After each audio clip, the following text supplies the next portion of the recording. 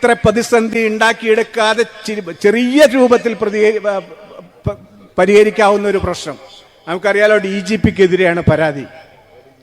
DGPയുടെ RSS ചായ്വും ADGPക്കെതിരെ, ADGPയുടെ RSS ബാന്ധവും അദ്ദേഹത്തിന് സ്വർണ്ണക്കള്ളക്കടത്തുകാരുമായിട്ടുള്ള ബന്ധവും സംബന്ധിച്ച് PV അൻവർ പാർട്ടിക്ക് പരാതി നേരത്തെ കൊടുത്തിട്ടുണ്ട്, ബന്ധപ്പെട്ട ഓഫീസുകളിൽ കൊടുത്തിട്ടുണ്ട്, പാർട്ടി സഖാക്കളെ നേതാക്കളെ കണ്ട് പറഞ്ഞിട്ടുണ്ട്.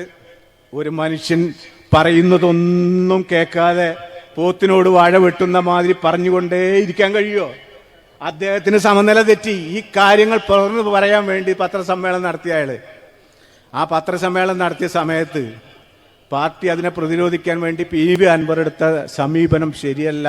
ശരിയാണ്, പാർട്ടിക്കുള്ളിൽ പറയേണ്ടത് പറയണം. 6 മാസമായി വാറോല കെട്ടുമായി പാർട്ടി ഓഫീസുകളിൽ കയറി നിരങ്ങുകയാണ് ഇദ്ദേഹം. ഒരു തീരുമാനവും ഇല്ല. അപ്പൊ തീരുമാനമെടുക്കാതെ ഈ കിട്ടിയ പരാതി CPM-നോടൊപ്പം നിൽക്കുന്ന 8 വർഷമായി CPM-നോടൊപ്പം നിൽക്കുന്ന ഈ MLA പറഞ്ഞ കാര്യത്തിന് ഈ ADGP IPS കേഡറിലുള്ള ഒരു പരാതി ലഭിച്ചതിനനുസരിച്ച് പെട്ടെന്ന് നടപടിയെടുക്കണം എന്നൊക്കെ മുഖ്യമന്ത്രിയും പാർട്ടി സെക്രട്ടറിയും ഒക്കെ പറഞ്ഞാൽ അതൊക്കെ നമുക്കും ബോധ്യം വരും.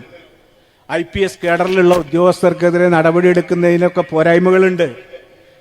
പ്രിയമുള്ളവരെ, ഈ 8 വർഷം തൻ്റെ മന്ത്രിസഭയിൽ, തൻ്റെ നിയമസഭയിൽ തനിക്ക് പിന്തുണയായി പിതൃതുല്യനായി കണ്ട ഒരു MLA പറഞ്ഞൊരു പരാതിക്ക് ADGPയോട് മുഖ്യമന്ത്രിക്ക് പറയാലോ, എനിക്കൊരു MLAയുടെ പരാതി കിട്ടിയിട്ടുണ്ട്, ആ MLAയുടെ പരാതി കിട്ടിയ അടിസ്ഥാനത്തിൽ താങ്കൾ ഒരു 15 ദിവസം ലീവിൽ പ്രവേശിക്കണം, ഞാൻ ഈ നാട്ടുകാരെ ബോധ്യപ്പെടുത്താൻ വേണ്ടിയെങ്കിലും ഒരു അന്വേഷണത്തിന് ഉത്തരവിടുകയാണ്, താങ്കൾ ലീവിൽ പോകണം എന്ന് പറയാമായിരുന്നില്ലേ?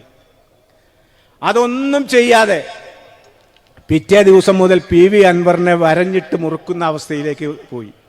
ഇദ്ദേഹം പിന്നീട് പൊട്ടിത്തെറിക്കേണ്ട അവസ്ഥയിലേക്ക് വന്നു. കുറേ കാര്യങ്ങൾ അദ്ദേഹം അതിര് വിട്ടു പറഞ്ഞു.